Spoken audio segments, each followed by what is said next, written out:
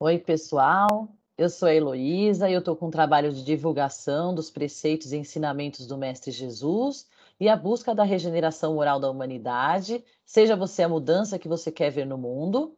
E hoje o nosso convidado é o Claudinor Roberto Barbiero.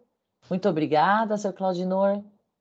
Eu que agradeço mais essa oportunidade de estar aqui participando dessa tarefa extraordinária. Obrigada, seu Claudinor. E vamos dar início ao Evangelho comentado do capítulo 34 do livro Jesus no Lar, a serva escandalizada. Ante as exclamações de Dalila, a esposa de Azor, o tecelão, quanto às maldades de alguns publicanos de mau nome que a haviam desrespeitado em praça pública, justamente quando procurava praticar o bem, relatou Jesus com simplicidade. Piedosa mulher, desejando ser mensageira do reino divino na terra, bateu às portas do paraíso rogando trabalho. Foi atendida cuidadosamente por um anjo que lhe recomendou que visitasse uma taberna para salvar dois homens bons, desprevenidos, que se haviam deixado embriagar, dominados por insinuações insufladas por espíritos das trevas. No dia seguinte, porém, a enviada reapareceu chorosa, explicando ao ministro do Eterno que não lhe fora possível satisfazer-lhe a determinação, porque o recanto indicado jazia repleto de jogadores que trocaram palavras obscenas e cruéis. O anjo, então, mandou-a a um esconderijo em floresta próxima, a fim de socorrer uma criança desamparada. No outro dia, porém, a emissária regressou, alegando que não lhe fora exequível o trabalho, porque a furna ocultava vários homens e mulheres seminus a lhe ferirem o pudor feminino. O administrador celeste, sem desanimar, designou-a para auxiliar uma senhora agonizante. Mas, decorridas poucas horas, a colaboradora voltou ruborizada ao ponto de origem, informando que não pudera nem mesmo penetrar o quarto da enferma, porque na antecâmara o esposo da doente, palestrando com certa mulher de baixa procedência, projetava um assassínio para a noite próxima. O prestimoso ministro do Alto, embora com algum desapontamento, determinou-lhe o auxílio a dois homens dementes situados em extenso vale de imundos. No dia imediato, a serva escandalizada retornava célere, esclarecendo que não conseguira alcançar o objetivo, porquanto os loucos viviam impressionados com cenas de vida impura, a lhe causarem extrema repugnância. O preposto do Altíssimo, depois de ouvi-la com manifesta estranheza, pediu-lhe para amparar uma jovem que se achava em perigo, mas em breve regressava a cooperadora sensitiva, exclamando que a criatura mencionada podia ser vista numa festa desregrada, em repulsiva condição moral. E assim, a candidata ao trabalho celeste atravessou a semana inutilmente, cultivando a ineficiência sob variados pretextos. Todavia, procurando de novo o anjo para solicitar-lhe serviço, dele ouviu a exortação de que se fizera merecedora. Minha irmã, continue, por enquanto, desenvolvendo o seu esforço nas vulgaridades da terra. Oh, e por quê? Indagou perplexa. Não mereço abeirar-me da vida mais alta? Seus olhos estão cheios de malícia, elucidou o ministro, tolerante. E para servir o Senhor, o servo do bem retifica o escândalo com amor e silêncio, sem se escandalizar. Calou-se o mestre por minutos longos, depois concluiu sem afetação. Quem se demora na contemplação do mal não está em condições de fazer o bem.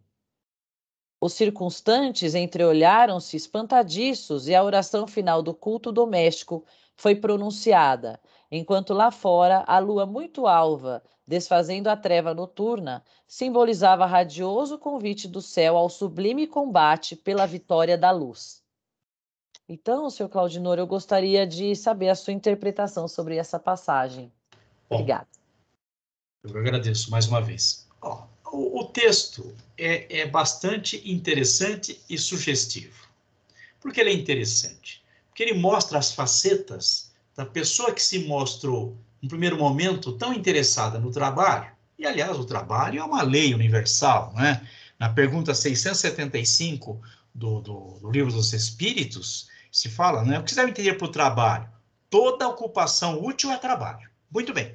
Então, aquela serva, né, que se dispôs a fazer isso, a cada oportunidade que ela teve, ela voltava e dava as suas desculpas. Um desculpismo injustificável ante as leis regedoras do universo e desprezando e desconsiderando os ensinamentos, porque Jesus sempre foi de uma humildade e os seus ensinamentos, ele sempre disse aos seus discípulos: sede humildes, né? Porque a humildade e, acima de tudo, né, a importância que tem o texto que fala, né? Porque quando se fala e ela se dispôs a fazer um trabalho, o trabalho está ligado à caridade. A caridade, na pergunta 886 do Livro dos Espíritos, é: qual é o verdadeiro sentido da palavra caridade, como entendia Jesus? A resposta dos espíritos superiores: benevolência com todos, indulgência com as imperfeições dos outros, perdão das ofensas. Então, aquela infeliz irmã, ela, lógico, é um simbolismo, né? É uma metáfora, mas ela não teve sensibilidade para poder colocar em prática os ensinamentos, talvez tivesse ou não, mas os ensinamentos são universais, né? Ninguém pode dizer que os desconhece, porque basta saber quem frequenta uma religião, um segmento religioso, tem informações, tem instruções e tem ensinamentos que já são adequados para saber que quando se faz o bem, você vai fazê-lo desinteressadamente, sem fazer, sem saber, não importa para quem se está fazendo, mas que seu sentimento seja de caridade, de indulgência, o perdão para as ofensas alheias. Isto vem de encontro a outra questão que também é importante, que está no Evangelho, no Mateus capítulo 7, versículos 1 e 2, quando ele fala: não julgueis a fim de não serdes julgados. Ora, esta querida irmã, né, que é um exemplo negativo, é um exemplo pernicioso, além do mais, porque ela teve oportunidade. Nós vivemos em sociedade. Aliás, nós não temos condições de viver sem sociedade. Na pergunta 766, a pergunta que Kardec faz aos espíritos superiores, aos espíritos da verdade, se era possível a vida, como é que era a vida social, viver sem a vida social? Assim, nós temos que viver em sociedade para ajudar-nos mutuamente. Ora, ela estava negando uma lei universal também, ao deixar de prestar ajuda, não importa o ambiente hostil, o ambiente nocivo em que ela se encontrava, porque se ele tivesse verdadeiramente o seu sentimento, como por exemplo, do bom samaritano, né, que não se importando, não conhecendo a pessoa, socorreu. Isto é uma virtude, né, maravilhosa que as pessoas têm. E a questão interessante também, que na pergunta 893, a pergunta feita por Kardec é: qual é a mais meritória de todas as virtudes? A maior virtude é o sacrifício do interesse pessoal pelo bem do seu próximo, mais desinteressar na caridade. Vejam como nós temos, né, possibilidades e potencialidades, e você é o maior sacrifício, não importa onde você esteja. Esta serva, ela teve uma atitude preconceituosa determinadas vezes. E isto é um mal, porque o preconceito está ligado ao egoísmo das pessoas. A gente só quer ver as coisas boas, né? A gente não quer ver, lógico, se você, como disse Jesus ao final da lição do capítulo 34, quem se perde no mal não vê o bem que pode realizar. Essa irmã infeliz, ela só via a maldade nas coisas, nas pessoas, e ela não fez nenhum gesto de benevolência, nenhum gesto de verdadeira caridade, para que ela pudesse se redimir e pudesse prestar, né? É lógico que isso também, né, a questão que ela que fala no final do escândalo. O escândalo no Evangelho, nós vamos encontrar em Marcos, capítulo 9, no versículo 42, o que ele diz o seguinte: e quem escandalizar a um desses pequeninos que creem em mim, melhor lhe fora que se lhe pendurasse ao pescoço uma grande pedra de moinho e fosse lançado ao mar. Se a tua mão te escandalizar, corta. Melhor é entrares na vida aleijada do que, tendo as duas mãos, ires para o inferno, para o fogo que nunca se apaga, onde o seu verme não morre. E o fogo nunca se apaga. Então vejam que Jesus disse, né? Ai do escândalo, né? O escândalo é necessário, mas ai daquele que realizar o escândalo. Então, esta serva, né, ela escandalizada por cada uma das situações que ela enfrentou, que ela encontrou, mas a oportunidade, ela desprezou a oportunidade que ela teve, na verdade, ali, de colocar em prática aquilo que não adianta você ter fé se você não tem ações, né? Porque do cristão se exige que ela que realize. Então, vejam que Jesus também, nas bem-aventuranças, fala: bem-vindos, né, os que são misericordiosos. E essa serva infeliz, ela não teve misericórdia, nem para com ela própria. Porque quando a gente vê, né, na passagem do Evangelho, quando fala no capítulo 7, Mateus 7, versículos 3 a 5, o arqueiro e a trave. Então, a gente vê os defeitos, mas, né, os defeitos das pessoas, a gente vê, mas a gente não percebe os próprios defeitos, como no caso dela, né?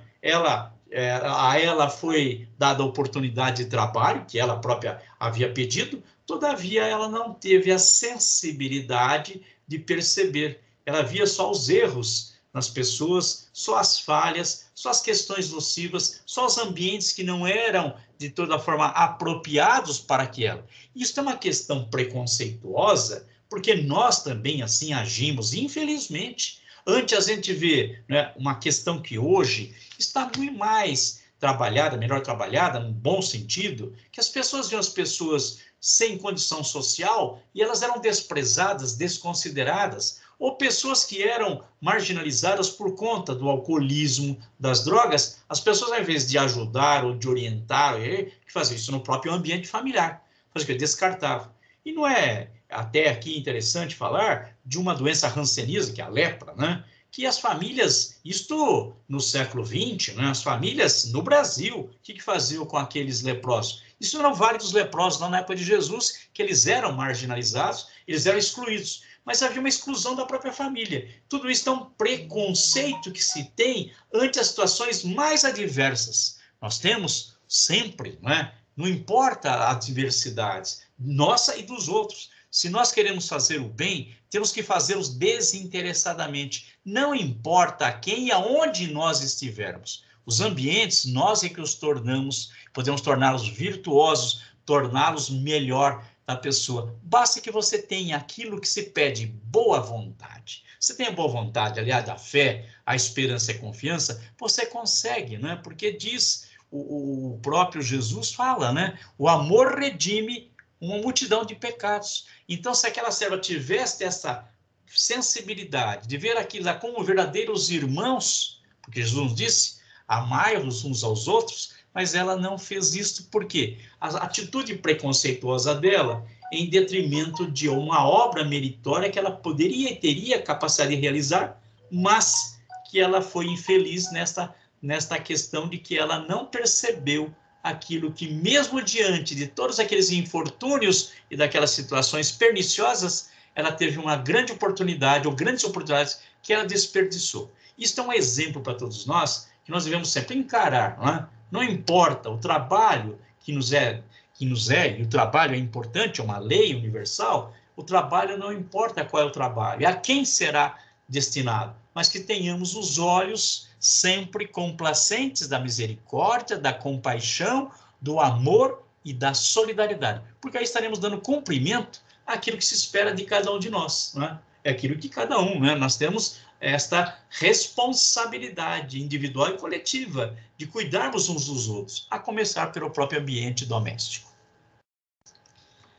Ah, seu Claudinor, realmente, olha, muito interessante essa visão e esses exemplos que você trouxe aí, né, do que é caridade, do Livro dos Espíritos, de também os exemplos de Mateus, de Marcos, essas citações, porque realmente a gente sabe que a todo momento Jesus trazia essas informações, né, para que nós trabalhássemos em benefício do próximo, sempre falando fora da caridade não há salvação, perdoar o próximo como você quer ser perdoado. Então, a maior virtude é o sacrifício do bem pessoal para beneficiar os outros. Então, isso também vem muito a calhar realmente com essa informação, né? Que ela deveria pensar no benefício ao próximo, que era o trabalho que ela se designou, que ela solicitou ao anjo para realizar.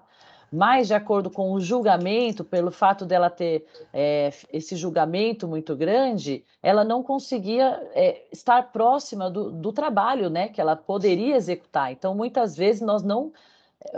Também a grande lição é evitar esse preconceito, né, doutor Claudinor? Evitar o julgamento, porque aí sim você consegue ajudar todos, estar presente na vida de todos e fazer o verdadeiro auxílio, que é a caridade sem o julgamento, né? Olha, Luísa, nós estamos em épocas finais de transição planetária. Nós não temos mais tempo a perder e nós temos assim, porque daqui para frente, né, o tempo é curto, urge, e nós precisamos nos redimir. E para nos redimir, nós precisamos ter um novo olhar para a humanidade. A Covid-19 trouxe uma grande oportunidade. Esse olhar é o contrário daquele que a serva teve. Mas o nosso olhar deve ser aquele olhar benevolente, de ver as pessoas como verdadeiros irmãos e não como pessoas que transgrediram as leis universais, as leis divinas, os preceitos evangélicos, porque não nos importa quem tenha tido ou quem tenha sido. Que o nosso olhar seja realmente dessa compaixão e do amor que possamos ter uns pelos outros. Ah, com certeza, seu Claudinor. É muito importante. Realmente, como o senhor falou, a pandemia trouxe esse olhar e nós precisamos cada vez mais aproveitar as oportunidades para evoluirmos, né? Quantas pessoas também conseguiram praticar atos de bondade, práticas caridosas nesse momento, né? Que nós vimos tantas pessoas necessitando. E é importante a gente evitar mesmo o preconceito para não desprezar as oportunidades, né? Colocar realmente em prática. Então, é muito importante nós refletirmos sobre as situações e que, realmente, como o senhor falou, né, nós temos que viver em sociedade para nos ajudarmos mutuamente. Então, a importância dessa convivência é que traz as oportunidades para nós auxiliarmos os outros, né? Então, é maravilhosa aí a sua reflexão. Muito obrigada, senhor Claudinor, por trazer as informações dos livros dos Espíritos, do Evangelho, né? E a gente faz, tudo se conecta, todas as Sim, informações. sim. Jesus o tempo inteiro trazia essas informações e faz com que nós possamos refletir, possamos melhorar. E como o senhor está falando dessa transição planetária, está na hora da gente melhorar, evoluir, e é cada um sendo luz, fazendo, né, o seu trabalho, que a gente consegue nos unir e melhorar o ambiente aqui no nosso planeta, né?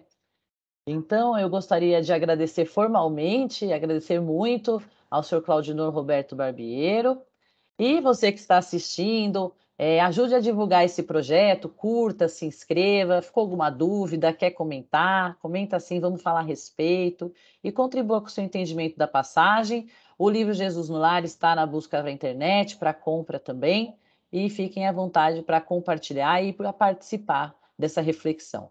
Muito obrigada a todos.